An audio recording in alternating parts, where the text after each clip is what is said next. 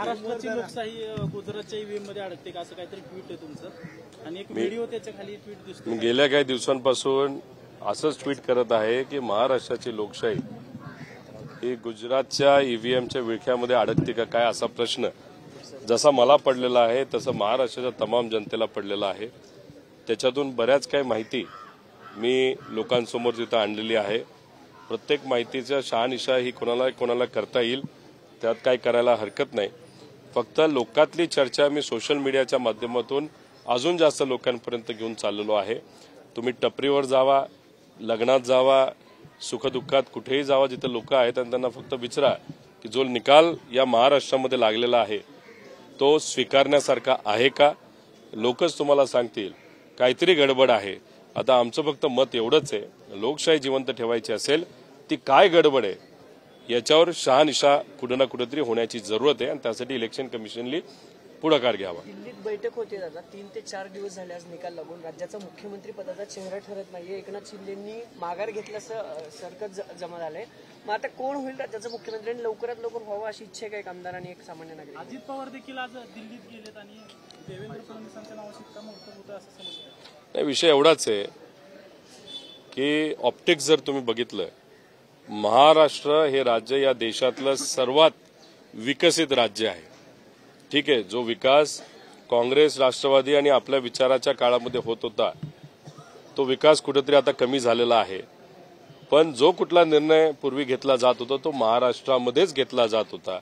आता महाराष्ट्राच्या मुख्यमंत्र्यांचा निर्णय हा दिल्लीत घेतला जातोय आणि 4-4 दिवस जाऊन तिथं थांबावं लागतंय, ते सुद्धा ॲब्सोल्यूट मेजॉरिटी असताना.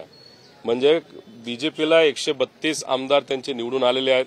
त्याच्यात भाऊ एकनाथ शिंदे साहेबांचे जे कुठले असतील, अजितदादांचे असतील, त्यामुळे 222 आमदार निवडून आल्यानंतर सुद्धा यांना निर्णय घेता येणार की कुठला मुख्यमंत्री तिथं बनेल. भाजपचाच मुख्यमंत्री तिथं बनेल. मला खरं तर आधी वाटत होतं वर्षासाठी एकनाथ शिंदे साहेबांना संधी दिली जाईल, पण कालची त्यांची प्रेस बघितल्यानंतर त्या प्रेसमध्ये देवेंद्र फडणवीस साहेबांचं एकदा सुद्धा नाव घेतलं गेलं नाही. त्याच्याबरोबर अजितदादांचं सुद्धा नाव एकदा सुद्धा घेतलं नाही.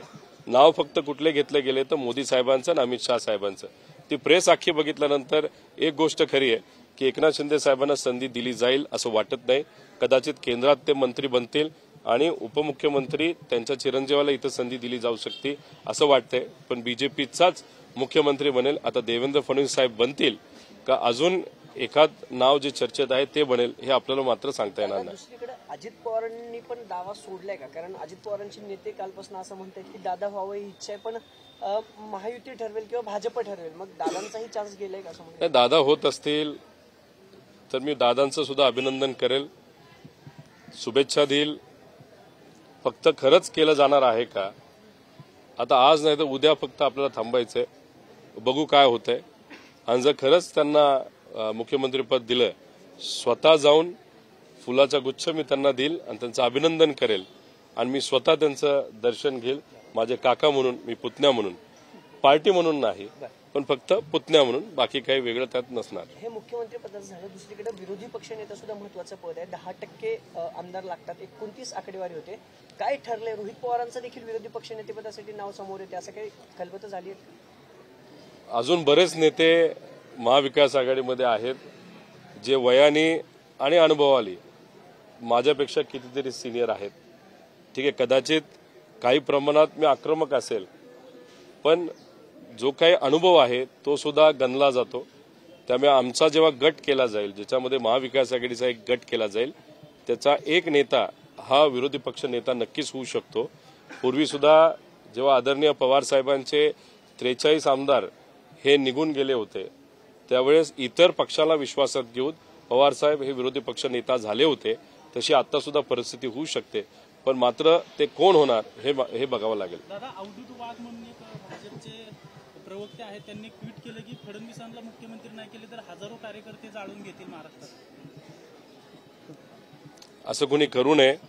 विनंती करतो की जर केंद्रातल्या नेत्यांनी वेगळा काही निर्णय घेतला, तुम्ही भाजपचे कार्यकर्ता असला तर या पवित्र भूमीचे म्हणजे महाराष्ट्रातले तुम्ही नागरिक आहात.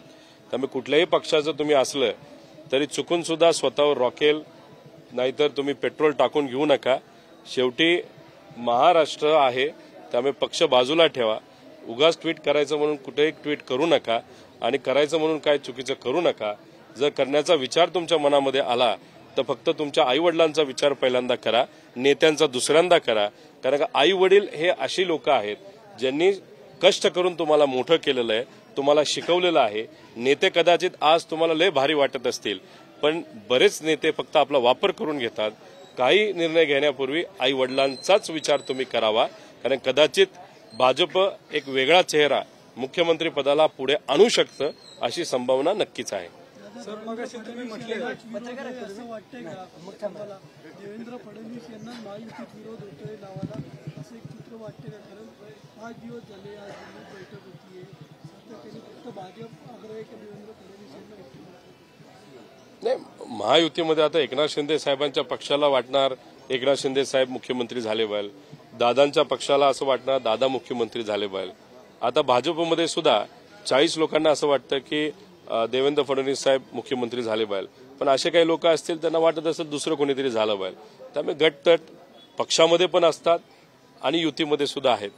त्यामुळे आता ते पुढे कोणाला करतात हे आपल्याला बघावं लागेल. पण आता ॲब्सोल्यूट मेजॉरिटी येऊन सुद्धा तुम्ही 4 दिवस वाया घालवले आहेत. महाराष्ट्र वाट बघत आहेत की जे जे काही आश्वासनं तुम्ही पुढे केलेली आहेत ती आश्वासनं पहिल्या दिवसापासून तुम्ही पूर्ण कराल. आम्ही वाट बघतोय आणि जनताही वाट बघत आहे.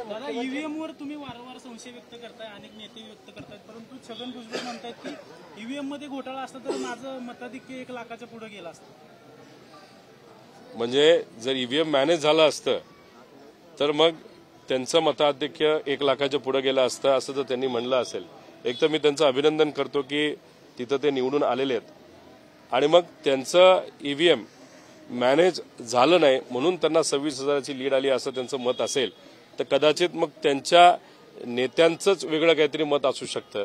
मी त्यांच्या उमेदवारीबद्दल नाहीतर त्यांच्या मतदारसंघाबद्दल इथं बोलत नाही, कारण आमच्या चर्चेमध्ये तो मतदारसंघ नाहीच आहे. पण असे अनेक मतदारसंघ आहेत आणि ते 100च्या आसपास मतदारसंघ आहेत ज्याच्यामध्ये मॅन्युप्युलेशन झालं असावं असं माझं नाही, तर तिथं असणाऱ्या बूथ कार्यकर्त्यांचं सामान्य नागरिकांचं असं मत आहे. त्यामुळे स्पेसिफिकली भुजबळ साहेबांच्या मतदारसंघामध्ये काय झालं हे मला तरी सांगता येणार नाही. त्यांनी त्या बाबतीतली शहानिशा त्यांच्या लेवलवर करावी. आम्ही बाकी 100 बूथच्या बाबतीत नाहीतर उमेदवारांच्या बाबतीत बोलत आहे. दादा, कालपासून तुम्ही ईव्हीएमच्या पोस्टमॉर्टम बाबत सातत्याने सांगता, ते खरंच तुम्हाला वाटतं का आयोग अशा पद्धतीचा निर्णय घेईल, लोकांसमोर येईल? मी तर साधा कार्यकर्ता आहे, मी लढतोय, पण मी कोणासाठी लढतोय तर सामान्य कार्यकर्त्यांसाठी लढतोय. येणारी जिल्हा परिषदचं इलेक्शन, पंचायत समितीचं इलेक्शन, नगरपालिका, महानगरपालिका, नगर परिषद हे कार्यकर्त्यांच्या इलेक्शन असतात आणि या इलेक्शनमध्ये कार्यकर्त्यांचं मनोबल वाढण्यासाठी आज जे काही खच्चीकरण तिथं झालेलं आहे, कुठेतरी भीती वाटते की ईव्हीएम मॅनेज होत असेल तर मग आपण लढायचं कसं. तर कार्यकर्त्यांच्या हितासाठी व जे उमेदवार आज लढले, मनापासून लढले, काही लोकांनी तर घरावर लोन काढून ते लढलेले आहेत, अशा सर्व उमेदवारांच्या वतीने मी लढत आहे. काही नेते सुद्धा लढत आहेत. पण माझा प्रश्न काही इतर नेत्यांना सुद्धा आहे की जर लोकच म्हणत असतील ईव्हीएम कुठेतरी मॅनेज झाला असेल तर शहानिशा होण्यासाठी नेत्यांनी सुद्धा बोललं पाहिजे, पुढाकार घेतला पाहिजे.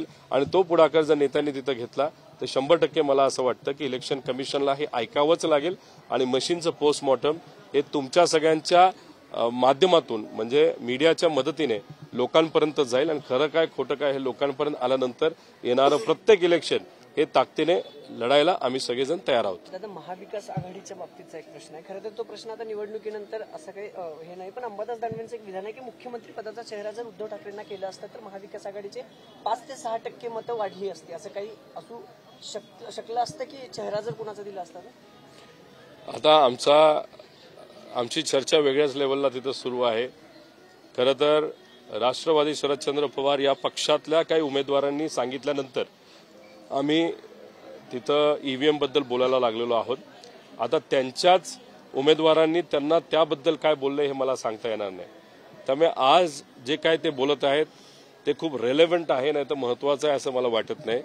ईव्हीएम त्याच्याचबरोबर पैशाचा वापर, दडपशाहीचा वापर, गुंडाशाहीचा वापर याच्यावर खऱ्या अर्थाने बोलण्याची वेळ आलेली आहे.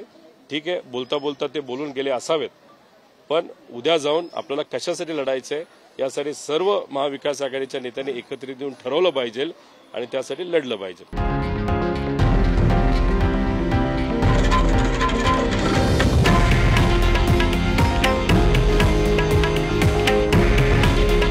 हे आहे देशातील नंबर 1 न्यूज नेटवर्क आणि आपण पाहत आहात TV9 मराठी. काळजी तुमची, हित महाराष्ट्राचं.